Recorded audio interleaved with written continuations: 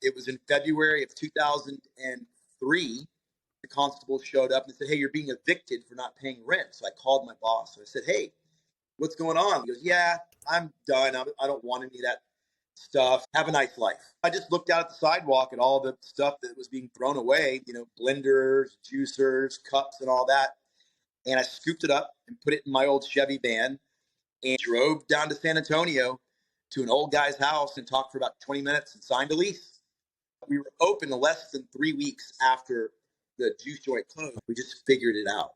Sweet. Today we've got the founder of JuiceLand in Texas, Matt Shook.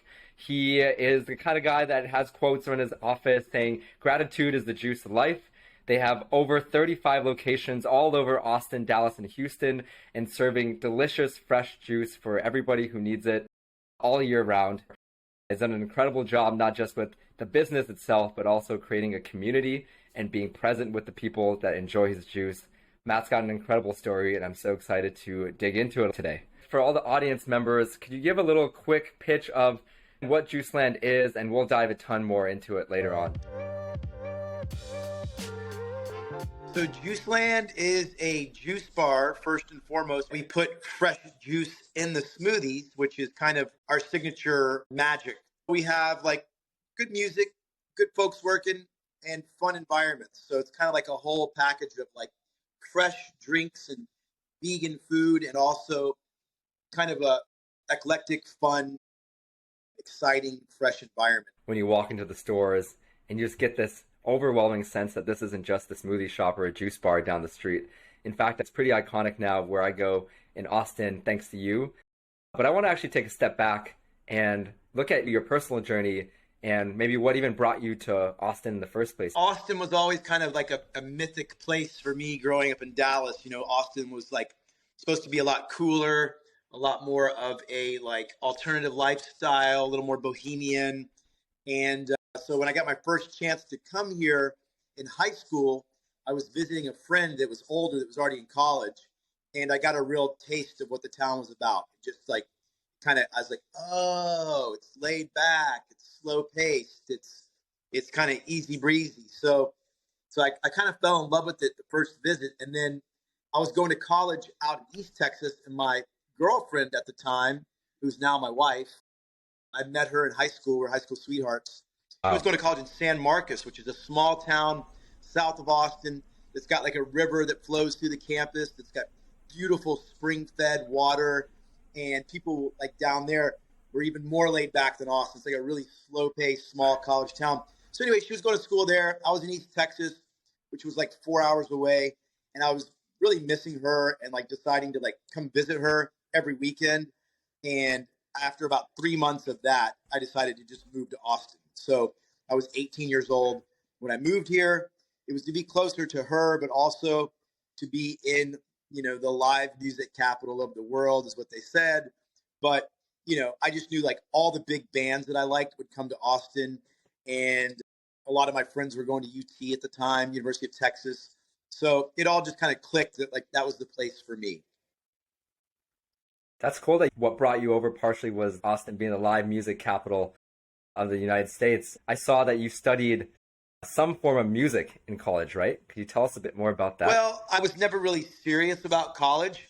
I didn't ever think I'd actually like get a degree and go like use the degree for anything. I was a little bit like, I don't know if this is right for me. So I took jazz history, philosophy, creative writing, like just all the things that I enjoyed versus any kind of like technical skill. It wasn't like I was trying to get an engineering degree or anything like that. I was just there to like kind of hang out. So I love jazz music. And so, yeah, I took jazz studies, but college was just kind of doing some of the more fun stuff. Why do you think you were so comfortable entering college with that mindset? Was it the way you were raised? Do you think it was just the time back then? What was it? That's a great question. One way to put it is that I never did well in school. So in high school, I was barely getting by. So it wasn't like I was, studious, but I was on like the whiz quiz team or the academic decathlon. So I love trivia. I love knowledge and I love learning. It's just that school wasn't really good for me. I don't like structure so much. And so I think high school set the tone for my college career. And that tone was, let's see how how much I can get done with doing very little. I think there's actually an article out there that frames your journey as one of coming from slacker mindset, part-time employee to entrepreneurial figurehead. I thought that was a really interesting mentality. So would love to hear how you've applied the slacker mindset into various parts of your life and how that actually led to where you are today. Yeah, well, I mean, if anybody's not familiar with the movie Slacker, it's the movie that Richard Linklater, a super accomplished director who I actually ran into just the other day and had a good conversation with. He made a movie about Austin, and it was a take on the novel Ulysses. It moves from one narrative to the other, almost as in like a kind of a butterfly effect of how our interactions affect each other. And so I think Linklater used that as an inspiration for his movie Slacker, which is this zany movie where there's like scenes that have nothing to do with each other except for they're all happening in Austin. And I think that movie set the tone, for kind of like the way I wanted to live too, which was just enjoying the moment, enjoying the people around me in my community without any real ambition. And so that's why I said in that article, I embraced that kind of livelihood in Austin because, doing as little as possible has some zen involved. And, you just kind of let the universe bring you what it may, as opposed to like seeking out. And how did that turn into an entrepreneurial journey is that I started working at a juice bar near Barton Springs Pool. And Barton Springs Pool to me is the heart chakra of Texas, easily like the most amazing place. I absolutely love it. It's a natural spring in the middle of downtown. It's like thousands of people visit daily, and it's just gorgeous, clear water, and it's like the fountain of youth, if you will. I was going down there, and I started working at a juice bar 8 hours a week. So, that kind of falls in line with the idea that I was super slacking. I only wanted to work 8 hours a week. And next thing I knew, I was picking up shifts, and I was working three shifts. And next thing I knew, I was the self-appointed manager. And then I started hiring my friends. So it was like through extreme slacking, I actually found my career path, if you will. There's actually a couple stepping stones along the way where you were working at the juice joint, and then that became the Daily Juice. I read that when you reopened the juice joint as the Daily Juice, you ran it by the sun cycles. So you would open at sunrise and then you would close at sunset. As someone who is, living in the mountains and very much flowing with nature and the snow forecast, and also trying to go to sleep when the sun sets and that type of thing, I'm curious, why did you run it that way? Was that a conscious decision, or was that just something that you thought was very intuitive to you? I was getting into esoteric lore. I liked to read about all of the modalities and teachings and different kind of, cultures. And I got into the Egyptian lore of the sun god Ra. So, worshiping the sun. And so going to Barton Springs Pool every day, I was like, yeah, you know what? I'm kind of like, I pretty much worship the sun too. Like, it gives us all of our life, It's like, it's amazing. Like, the sun is where it's at. And so I was DJing, and my DJ name was DJ Man I Sub Ra Man I Am. So Man I Sub Ra Man I Am. So one man under the sun. Like, I was like, I'm just one man under the sun. And when I opened up Daily Juice, every day the sun rises, is another day. So it kind of fell into that like sun worship. And so when we decided to do it by the sun up to sun down, that was just a kind of a cool way to be. I don't know. I thought that's when most people would want to drink juice or smoothies, when it was light outside. And, I found that now being in business that people need juice and smoothies when it's dark too. So, and people also need a little more structure for their planning. So it worked for me for a couple of years for sure. I think we did eventually change our hours to like 7 a.m. to 7 p.m. or something like that. But yeah, Daily Juice was, all kind of in that vein of sun-centric.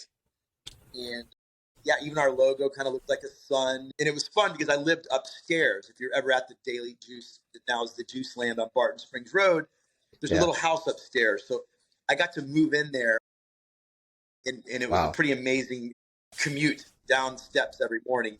It felt like a real shopkeeper, that lives where their shop is. So it was a cool, authentic experience for me to be living where I worked. Yeah, I love the early day stories. Mm-hmm. I find that super interesting because I think today in corporate America, we view CEOs and businessmen as people that are trying to extract as much profit from their customers and pay their employees as little as possible, but to keep them around and retain them. And here you are. Sounds like you're not really viewing yourself as a businessman. You're really just going with the flow, doing what you think feels right. So I think that's super cool. Yep. It was super cool. It was all very serendipitous the way that I got into business. My boss got evicted for not paying rent, and I had met the landlord's son at a concert a couple of months previous. So when people ask me how I got my start, I really say like it kind of just fell in my lap. So back to how did slacking lead to my entrepreneurial journey? It was like even when I wasn't trying to do anything, things were happening. So you just kind of get in the flow and things work out. And knock on wood, that's been the way it's worked for me, is just to kind of let things happen. Just to clarify for everybody, the story that you just mentioned there, you just stepped in and sort of took over the lease. Is that right? Yeah, no, I had been working there for 2 years. And like I said, my boss was not really what you call a juice bar guy. He was more of he was trying to do a lot of things, but this was a side project. And so I remember going to him once and saying, hey, the customers really want organic peanut butter. They asked a couple times. He's like, yeah, well, when you go to McDonald's, you don't get what you want. You just get what's on the menu. And I was like, yeah, but, we're serving Jif peanut butter. This is like a nice juice bar. So I would just go to Whole Foods and buy organic peanut butter and start to charge people $2 for a scoop of peanut butter, and everybody would pay for it. And I realized, like, he wasn't really making the margin. Like, you want to, like, make money. So, just give people what they want. And so that was my first kind of clue that maybe he wasn't the guy for the business. And then I met the landlord's son very serendipitously at an Amon Tobin concert, electronic music that I loved. And I took down his number. It was before cell phones. So, like, I wrote down his number and kept it in my book. And so then one morning, it was in February of 2003, so 20 years ago now, the sheriffs and the constables showed up and said, hey, you're being evicted for not paying rent. So I called my boss and I said, hey, what's going on? Like, we're being evicted. He goes, yeah, I'm done. I don't want any of that stuff. And, I'm suing the landlord for a discrepancy in the lease, and have a nice life. And I was like, oh, okay. So I just looked out at the sidewalk at all the stuff that was being thrown away, blenders, juicers, cups, and all that. And I scooped it up and put it in my old Chevy van and grabbed my coworker, who ended up being my partner in business. We drove down to San Antonio to an old guy's house and walked in and talked for about 20 minutes and signed a lease. And so what I had done was I took over the business really without having to put up much money. I think our startup was $15,000, $5,000 from my mom, $5,000 from his mom, and then $5,000 on the credit card. And we were open less than 3 weeks after the juice joint closed. Wow. We opened up with Daily Juice, which was like this amazing menu and a new logo and fresh colors and paint. And so we took what was a small base that I had been getting to know for years.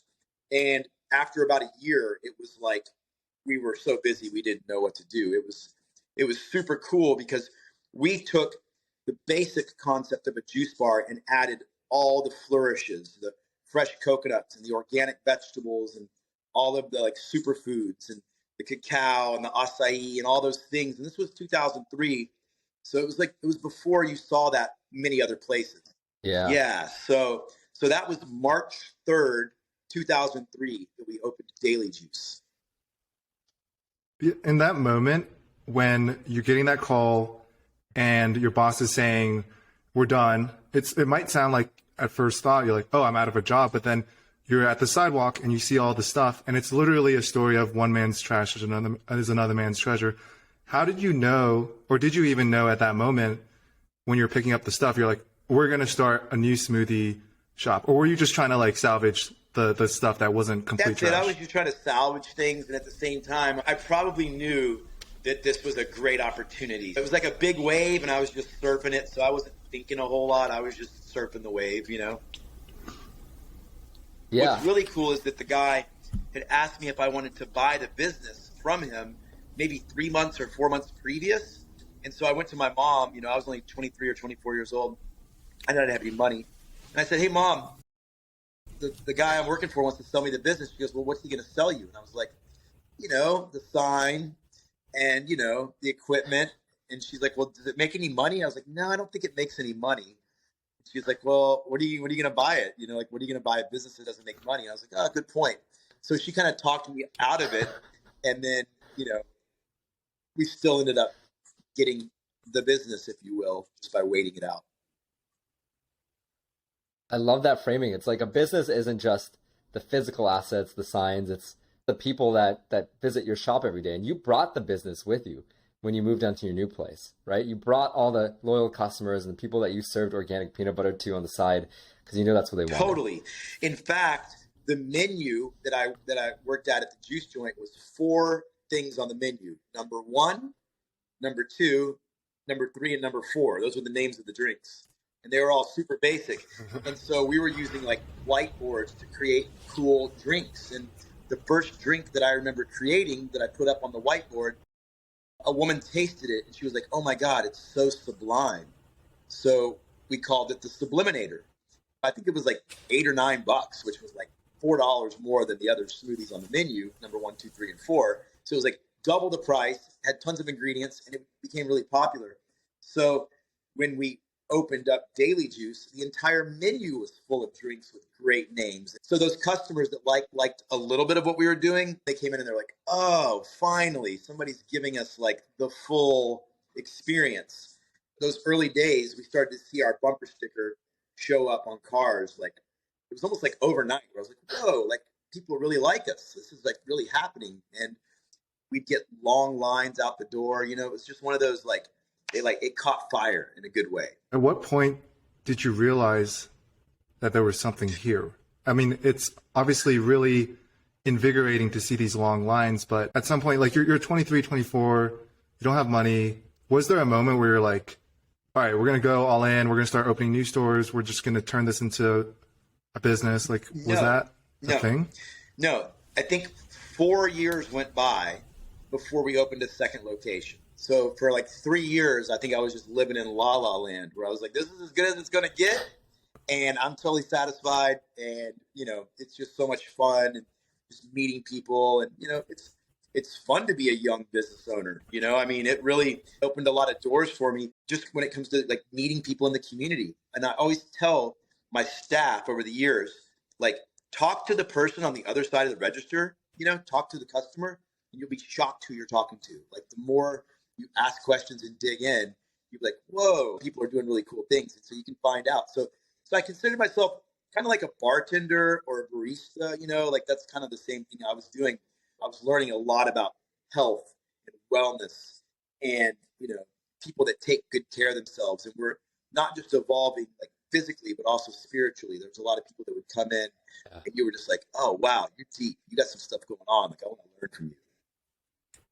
Yeah, that's actually, Matt, you're the guy on the other side of the cash register where I met you. And thankfully you took a second out of your day to hear me out here and jump on this podcast so we could tell your story. So I just want to say that's awesome. Did we meet before or after I yelled at the people in the back that this was the best cake I'd ever had? That's the moment where I turned and saw you. And then the hat is what tipped me off. So there you go. So if I wasn't being excited, you know, and communicating with the people, because I was telling like the bakers in the way back, I was like, this is the best cake I've ever had in my life, you know, which as a baker, isn't that what you want to hear? You know? So, you know, I felt like I was letting them know and then, yeah, okay, that was the moment. So that's cool.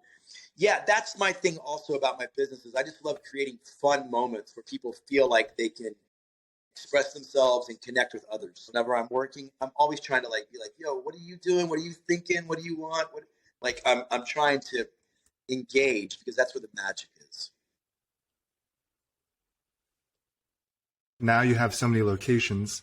how do you manage to stay close? Is it social media? Are you visiting a different location every day? And then at the same time, it's not just about customers, it's also about your employees. So how do you maintain like a close ear to the ground? That's a great question. So yes, I do visit my stores every day.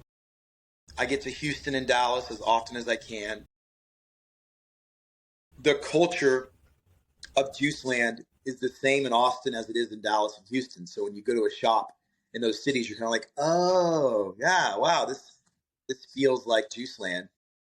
A lot of the folks that are in those cities, they're just my kind of people, that work at our shops. They're kind of like-minded, and our like our regional manager in Houston started in the Austin stores, became a manager in the Austin stores, moved to Houston, and we're like, oh, you could run the Houston stores. And then they became like the regional manager of the Houston stores. So like, I know that I'm on the same wavelength and page with that person. And even though I don't visit a lot, I know that group of stores is in really good hands because, they know the business well. So when it comes to social media, yeah, I pay attention to what our customers are talking about and what they're interested in. Social media is a great way for us to get messages to our crew as well, our employees. They see what we're talking about. They see what we're interested in. Like, oh yeah, that's who JuiceLand is. That's the causes we're into. That's the products we're into. I'll pop into the Instagram messages and I'll see people that maybe I haven't seen in person in 5 or 10 years, but I know that like they go way back with our history, so I can chime in and say hi to them. I love giving away gift cards. When someone posts on social media that they're like at their work wearing a JuiceLand hat, I'm like, send me your email and I'll hook you up. So I send them a gift card. So I love doing that. I love the banter on social media. And, because I can't be behind the counter, it's another way for me to engage and connect with my staff and my customers. So it's fun. It's fun. Yeah, Matt, you have such a special relationship with your customers. And I love that actually it keeps going back to like some of the grassroots one-on-one connections that you're creating over the counter through social media, through someone's story. I actually also read that, one thing you really like to do is like be a part of the community. And one way you do that is through being at festivals or being at musical events, tying back to all the way back to what brought you back to Austin in the first place and your major in college. So tell us a little bit about like your community presence and how JuiceLand plays a part in these cities. Oh, well, I mean, the Austin City Limits Music Festival is, I think 80,000 people a day. And it's like, it's like the big Lollapalooza or, another Coachella, if you will. And so we have multiple booths there. We've been there for like 10 or 12 years now. And then we're also like behind the stage, like serving like the VIP lounges and all that. So getting to see the people enjoying JuiceLand at festivals, and then like they see us in our booth where we have like 25 or 30 employees with a DJ. Like we bring our own DJ to our booth and like we're basically having a dance party while we work. And so people kind of are like, whoa, what's going on over there? We stand out. So people like want to see what's going on with us. It's the best like time of the year is ACL because people get to learn about JuiceLand, enjoy JuiceLand at a festival. And then when they leave the festival, that's where our original location on Barton Springs Road is. So we'll throw like rooftop parties where we have DJs and bands, and the streets are closed off to cars. So often there will be like a big dance party in the streets in front of our store. So it like reminds me of like New Orleans during Mardi Gras or like Carnival or something. Like it's party time. And so I love that. When you ask about how we're involved in the community, it's just like we have 26 locations in Austin. Often I'll go somewhere and meet someone and be like, JuiceLand, like, oh, I go to the one over here. Or, I'm a huge fan. It's an easy avenue for connection. We're trying to always like fundraise for causes we believe in. We're always trying to support, as many like charities and nonprofits and like give gift cards and give, raffle items for like different events. We are constantly trying to just do as much as we can for our community, which, I'm sure a lot of businesses say the same thing. It's not that special, but like we put a lot of effort into it.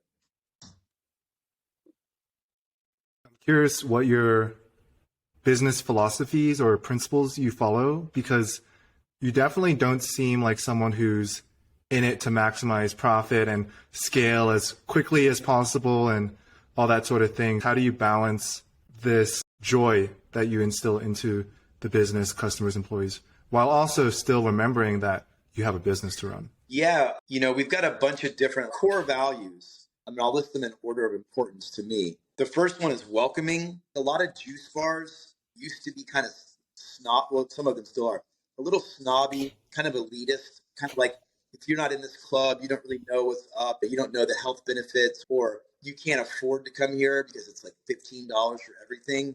So there's a lot of places like that. And that always was just like not the vibe I was going for. I was always going for like, everyone is welcome. Our most basic smoothie is strawberry, banana, apple. We fresh squeeze 2 apples. So it's fresh raw juice. It goes in a blender with frozen strawberries and frozen bananas. So just those 3 ingredients. So it's like the best because it's so simple and so fresh. And you can buy that at our shops for like $5. So I'm really proud of like our entry point. Like, we're for everyone. Everyone's welcome. Now, of course, we have like the $15 smoothie too for that person that wants to spend that. But that's kind of always been one of my philosophies is welcoming. And I saw early on how Whole Foods, they're like known, like they're like the organic grocer, right? But like 70% of their produce in their produce section was conventional, which meant it was like low enough price that it would compete with other grocery stores. It's like, So at JuiceLand, and before that, Daily Juice, which, by the way, I just reacquired Daily Juice last month. So, so that's kind of cool. We split off in 2011. They went their way, I went mine, and I just got it back. It was 20 years ago that they started it. There was a lot of confusion in the city of like Daily Juice and JuiceLand. That even my friends would be like, yo, I went to your place the other day. Something happened. It wasn't great. I was like, that's not my place. Like, so there was confusion. And so anyway, that's really nice that I'm going to be able to like kind of put that confusion to bed. But anyway, I noticed Whole Foods was doing like organic was kind of their mantra or their marketing, if you will. But then they had a lot of conventional so that people could afford to come there. So it's the same thing at my places. If you want to get an organic vegetable juice, you can come to JuiceLand, and we have several options, all organic: cucumber, celery, parsley, spinach, kale, carrots. All of our vegetables are organic. Therefore, the price point is pretty high, just because. But if you want a strawberry, banana, apple smoothie, it's only like $5 because I want the person to be able to enjoy that. That's not going to spend $10. So everyone is welcome is one of my like most important things. That also means like be nice to everybody. Like you get this thing where it's like, well, I'm only going to be cool to the cool people, and next thing you know, you're kind of being a jerk, that's not how you act. Like, everybody deserves a smile and a welcoming. So that's number one. Fun is a business philosophy of mine. Like, if I'm going to spend 8 hours at the juice bar making juices and smoothies, I'm going to have a lot of fun doing it. That's how it always was. It's like the music, the jokes, just like the people I worked with, we were just having a lot of fun. So welcoming, fun, refreshing, exceptional, vitality, mindful, and then the probably the most important is gratitude. Gratitude means recognizing in the moment all that you have to be grateful for, and it's an exercise that I like to try to build my muscle in, because I'll be doing something, I'll break a glass, I'll be like, I'm glad I had that glass. I'm going to get another glass. I'm glad I can get another glass. This isn't that bad. You know what I mean? As opposed to like being frustrated. And so I'm raising 3 girls, 8 years old, 12 years old, 14 years old. And I find myself getting more and more like pushed to the edge of frustration. And that's where gratitude comes in, where I'm like, you know what? Just have gratitude for this, that I get to have this experience, or that I get to teach this lesson or learn this lesson. So for me, the gratitude thing is what keeps me from getting too stressed out or too like anxious or caught up in the moment. So it's a muscle that you have to like flex and you have to like build. Can you break that down for us on your gratitude practice? Because like I've thought about gratitude before for myself, and oftentimes the easiest, most convenient time to be grateful is when things are great. Like you just had a high or something really positive happen. You're like, hell yeah, I love life. Things are great. But actually the time where you need to practice gratitude the most is when you break the glass, when your daughters are driving you crazy, or like for me, when I had like a ski injury 2 weeks ago, like that was when I needed to be grateful the most. So how do you kind of like flex that muscle and build that practice? You just have to have the awareness first and foremost. I was lucky enough to go on a silent retreat, and a silent retreat was like the first time I actually sat and processed like my life, and that was when gratitude like welled up for me, and it's never like dissipated from that time. Like I had a little bit of gratitude, like I think I kind of got it, but when I went on the silent retreat after about 4 or 5 days of just sitting in meditation, it really was like this like breakthrough that hasn't dissipated. And so you might need an experience, a silent retreat or some other experience that brings that, lets it well up. But back to the gratitude at JuiceLand, like the people that have grown the business with me, my chief operations officer, she was 19 years old when I met her. She moved to Austin. Found out recently that her husband, boyfriend at the time, had said he was moving to Austin with his band, and she was like, well, I'm coming too. And she like looked up stuff and she found Daily Juice, and she's like, I'm going to work there. When she came in 2009, she was like, hey, here's my resume. I'd really like to work here. And I was like, okay, well, I don't think we're hiring right now, but I'll let you know. She's like, I think you need to hire me. Like the way she said it, I was like, okay, I get it. And so she joined me when we only had 2 stores. She was making smoothies next to me for years. And then when she got pregnant with her first child, I was like, well, instead of working in the shop, you could like go to the bank or go to the store. Like we'll keep you busy, while you're like, you're about to have your baby. And then she became the, regional manager. And then she became the director of operations. And now she's the chief operations officer. And, we have 650 employees and 34 locations. And like, she runs the whole deal. So like the amount of gratitude I have for her, because it's not been easy to grow a business from like the small, cool one location, everything's kosher, everybody's laid back, to, the full blown HR, finance, marketing, for like it has not been easy. And she's kind of like me. She's kind of like me in that we just figured it out. We figured it out. We didn't have any schooling. We didn't have any degrees. We didn't have any business acumen. We just figured it out. And so I have so much gratitude for her. And the list just goes on and on and on of people that have been in the company for 10, 12 years, started off making smoothies, and now they're director of info systems, director of marketing, director of purchasing, director, so the whole company really is built from people that were making smoothies with me. So I have a ton of gratitude, and it's like, it's real. You know what I mean? I've seen the growth. This is like decades, seasons after season of like putting in the work and putting in the love. So that's one way I've been blessed and lucky, is to have such a homegrown business with homegrown talent and people that are so close to the making of the product, that they know like that's what's important, is the product and customer service. And then they're doing everything behind the scenes now to keep us afloat.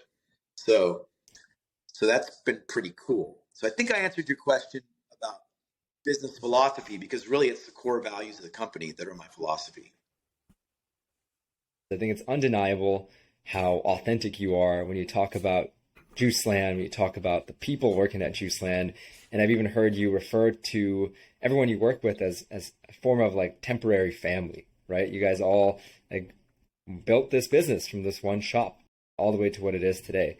So what is the magic that, people who are just great at making smoothies suddenly become successful at business? Here's my deal. You heard of the E-Myth? The baker? It's some famous book, and it was about a baker who couldn't grow her business because all she wanted to do was bake. She couldn't ever hand it off and go focus on the other things the business needed. I'd never had a problem handing off responsibility to others. I just believed that everything would work out. So I think a lot of businesses like maybe the founder or whoever's in charge and has like a little bit of a hard time like letting go of certain parts of decisions. I was like, let's open a new store and I think you can manage it. Let's open a new store and I think maybe you can manage it. And I would just like literally just like trust that people would figure it out. And sure enough, they did. So there was a lot of what I would call, I just wasn't concerned if things didn't work. If we failed at something, I was like, it's okay, let's try it anyway. So I've never been like the paralysis to analysis person. I'm quite the opposite. I'm literally like, I think this will work. Let's try it. And so we've tried a bunch of different things over the years, but obviously it's worked because those people I told you about that I like delegated, like, oh, okay. I mean, I remember our first HR director, we had like 3 stores, and she's like, hey, Matt, what are you going to do about, Obamacare or like, the Affordable Care Act and all that? I was like, what's that? She's like, you got to have insurance for your employees. Like you have to provide insurance for your employees. It's like, oh, can you be in charge of that? And she's like, sure. And so then she created our HR department for that reason. And that's kind of how a lot of people in the company story went, where it was like, we had to do something. And I was like, well, you can figure that out, right? And they would, and then they'd excel and they'd help us grow and be successful. So that's kind of the story of JuiceLand, is a lot of like, you take the wheel, I trust you. Even if you're just saying you're just learning how to drive, like we're going to get there. Let's go. Yeah, if I'm getting this right, it seems like you have this innate skill of spotting talent, but then also giving them the appropriate level of encouragement. Has that ability of yours translated to other parts of your life? Like as a father of 3, are you using that to like kind of cultivate your daughter's ambitions? Yeah, I mean, my wife and I had a tandem bicycle, a tandem bike, and I put like a bike extender on the back so that one of my kids could ride along behind us, and then I put another bike extender on that one, and then I put a like bike seat for the toddler on the front of my handlebars. So we're a family of 5 on one bike, like going through town. And I remember people like at stoplights just being like, you can't do that, dude. And I'm like, we're doing it, So I think that's a good example of like a little bit of the fearlessness, I'm all about like being like, I think we can do this, So yeah, I think that's translated to my life with my kids. I think the bike story is just a good symbol of like, we got this. Let's go, I think people worry if they encounter obstacles or that brings them down. It sounds like you have such a positive, gratitude-filled approach. Have you ever run into situations where your can-do attitude sort of led you down the wrong path? And like, how did you handle something like that? That's a great question. Has my can-do attitude ever led to a mess? I think about our first year at ACL Music Festival, where we literally had no idea what we were doing. We had brought like I was pulling a wagon from the festival to our location to pick up watermelons and bringing it back. We were trying to make juice and smoothies on site, and like it was a proverbial shit show, but we still made it work, is what I was going to get at. We've opened JuiceLand locations that didn't work out, where we borrowed all the money from the bank and hired a team and built it out, and got going, and it just didn't work, and we had to close it down. And I could tell some members of my team were like, oh no, we got to like try to make this work. We can't leave it. I was like, nah, you play poker, you don't win every hand, sometimes you have to fold your cards and just get a whole new set of cards. I don't have a whole lot of heartburn of saying, if you've gone down the wrong path, it's okay to turn around and go the other way. I have had several business partners over the years. I started a concept in between Daily Juice and JuiceLand. I called it the Juice Box. And so I want to make sure we're clear.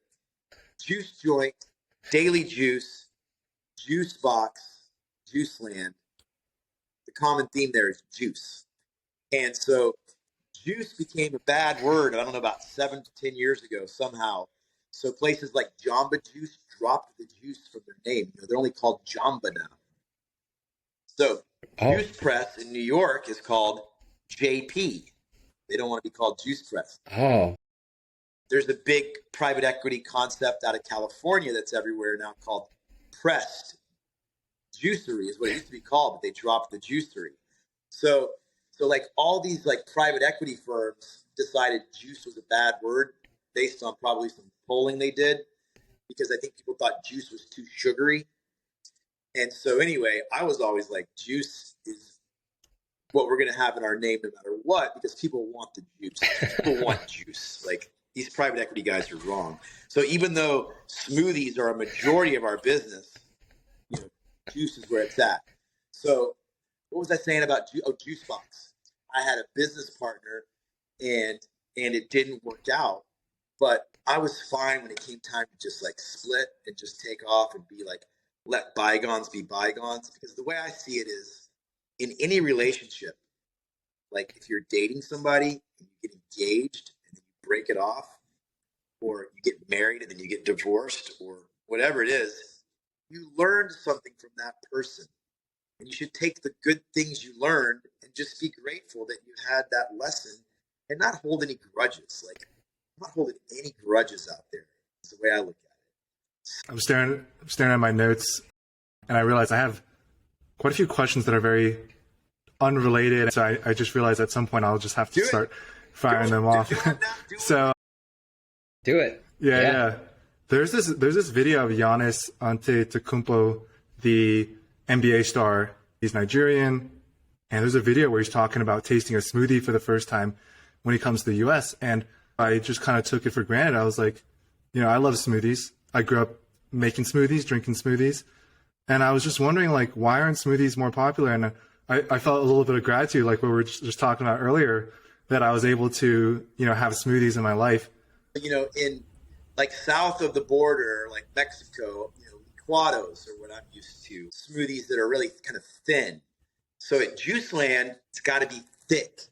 And when a smoothie comes out that's runny, we're like, nope, send it back, start over. But you can't have a runny. We want a smoothie. A really thick smoothie. It lasts longer. You need to enjoy it longer. It feels more substantial. I haven't had thick smoothies in a lot of places in the world or in the country. How do you make a thick smoothie? The ratio of frozen fruit to fresh juice has got to be kind of equalized. So when you put your frozen fruit in the blender, you want to add your liquid till it just really gets just over the top of the fruit, and that will make it blend. Now Jamba Juice and like Smoothie King, which are some of the bigger ones, they use a lot of ice. They use a lot of sherbet. And so that's one of the things people say, like, yo, man, your smoothies have like 500 calories. I can't drink them because it's got 500 calories. I'm like, we kind of need calories to get through the day. Like, that's what they are. They're like units of energy, and you need energy. So this whole like low calorie thing, I don't really understand, because I think I burn a lot of calories. But a lot of those other places have low calorie smoothies because it's mainly ice. So you're paying for ice. And so that's what our claim to fame is at JuiceLand, is our smoothies are really thick. What are some of the health components that you've discovered? Like, what does a healthy smoothie look like there? For me, freshness of the juice that matters. Like Juice Press in New York and Pressed Juicery out of LA. They're selling bottles of juice that have been HPP'd. So it means high pressure pasteurization. High pressure pasteurization is heat. Pasteur, heat, killing bacteria. Pascal uses pressure. So you get a bottle of juice from these juice bars that don't expire for like 2 or 3 months. You're like, it doesn't expire for 2 or 3 months. Why is that? Well, they've killed the bacteria. But what do they also kill in the process? The good stuff, in my opinion, which is the enzymes, the life force. And so at JuiceLand, our bottles of juice expire in 3 or 4 days because they're raw, fresh juice. And so I encourage any of your listeners, if you're into juice at all, check the expiration. If it doesn't expire in 4 or 5 days, you're not buying fresh juice. You're buying the same stuff you could get at 7-Eleven or Walmart. Straight up, So that's a huge difference between JuiceLand and the other places, is the fresh juice. So, to answer your question, I think that's the number one thing that drives the healthy angle for us, is that it's fresh. I'm curious what your thoughts are on eating meat and consuming animal products, because I imagine quite a few of your customers are vegan, vegetarian, but I'm also aware that in Austin, there's kind of a big like grassroots meat eating community, carnivore movement where everyone's on this like grass-fed beef type of thing. So I'm really curious, what are your views on consuming meat? It's very touchy. Some of my best friends that are passionate vegans, and I'm embarrassed to say to them that I eat omnivore because it's a moral dilemma for me. The idea that factory farming exists and that animals suffer as much as they do makes me want to avoid meat altogether, just for that reason alone. So what I'm saying is I'm a guilty omnivore. I eat clean. I don't eat junk. I eat clean. And I try to err towards plant-based when I have, most of my meals are plant-based. But also I go to restaurants and I like to have the full experience, and I cook for my friends, and I'll cook a steak every once in a while. And there's a bit of guilt involved. It doesn't feel totally right for me. So that's why I love that JuiceLand, less than 1% of restaurants in America are vegetarian. Less than 1%. And so I love that JuiceLand provides a chance for someone to have a plant-based meal or a smoothie, no matter where they are on the spectrum. It's like just the degree at which our society's been able to pull the layers away from the process. I went vegetarian for a period of time, and after I took a public health class and saw the way that they were factory farming eggs and chickens, and actually took a whole step back. But I always have this opinion that if we were all forced to like kill the kind of animal that we were going to consume as a license, if you want to eat beef, you gotta kill a cow. If you want to eat chicken, you gotta kill a chicken. Then people would be so much more attuned to the impact. I don't, and to say it differently, if 100 people had to kill the animal, maybe 2 of them would continue to eat animals. You know what I'm saying? Yeah. You strike me as someone who is deeply spiritual. I'm curious if you have any, I guess, maybe a couple lessons, mantras, or just beliefs that you think would be worth sharing. I have a couple that I think I figured out that worked for me. My wife went on a silent retreat maybe in 2015, and she came back and she said she didn't want to drink alcohol anymore. I was like, oh, wow, okay. Well, we have all these friends. We go out and drink wine at Italian restaurants, and we drink margaritas, and we go to Mexican restaurants, and, we drink beer at the baseball game. It's just it's kind of a part of our lives, especially our friend group. So when she decided to stop drinking, I kind of watched her like, wow. And then she did a yoga teacher training, Kundalini yoga. And I saw the transformation of those decisions for her to quit drinking and to kind of lean into more of a yogic, lifestyle. So I followed her in that. So I quit drinking, and then I also took the yoga teacher training. And one of the things that I heard one of my teachers say is that we all have a pranic reservoir inside of us, and that the pranic reservoir, it gets depleted, especially in this modern lifestyle that we live. And when it gets low, we like to reach outside of ourselves for things. So some people reach for alcohol, some people reach for drugs, some sex, food. Like people need something to get through the moment, right? Like people are always reaching for something to get through the uncomfortability of just being. And I noticed when I was doing a lot of my yoga during my yoga teacher training that I didn't need anything. I was like, wow, I don't think I need anything. I feel like I'm just satiated.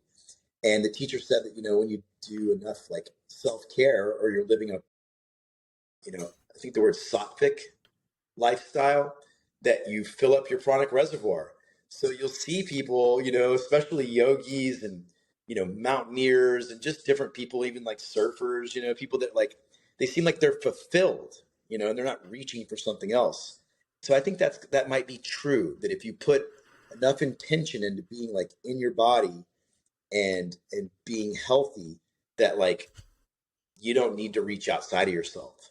I believe in positive energy and good intention, and taking negative energy and mutating and turning it into positive. So So I'm constantly trying to make sure that I'm putting out positive vibes, you know? Does Taoism resonate with you? Like everything you said around going with the flow, letting things happen, even the slacker mindset reminds me of the Tao Te Totally. Ching. And I totally believe in duality is the only truth that I know of in this world, that everything has an opposite. And, you know, that scares me in some ways because when things are really good, you're like, oh God, when is it going to get really bad? Like, you know, so I think about that constantly, about the swings of the polarities of the Tao, but also like just going with the flow and not, I guess what it probably also resonates with like not being attached to one result over here or one result over here, and just kind of staying in the middle and watching it all happen. This is really interesting. I think that a lot of what you hear in social media is to really be active and go after the things you want, but it doesn't teach you to be comfortable and content with what you currently have. If you're not living a life that you want to live, like by all means, I think people should be going after things that bring them joy. But I think not a lot of people talk about just living in the moment and talk about just enjoying and having gratitude. So I feel like this is a really cool angle that you're able to share. Just being is like the real goal, in my opinion. When you walk outside and you see the light on a leaf and you realize like, oh my God, like nature's overwhelmingly beautiful at all times and we very rarely see it. To me, that goes right back to what you were saying. Versus like go and be looking outside for something else. Like actually just be here and see that the present moment has a lot to offer and be okay with just that. Yeah. Mm-hmm. Yeah, and I gotta say thanks again, Matt. It's not every day that such a random occurrence turns into a great conversation. I was really just a fan of what you got to do in your smoothies, and now I'm a huge fan of you and the brand that you built over there. So I definitely want to make a trip down to Texas again and Austin, and probably will be dragging Matt with me. Yeah, let's be in touch. You know, hit me up if you have any follow-ups or anything like that. And thanks for having me on your podcast. Of course. Yeah, this was awesome. Appreciate it. All right, you'll have a great night. Thanks a lot, Matt. Right. This was awesome. Appreciate it. Bye. Have a You great too. night. If you enjoyed that episode, please like and subscribe.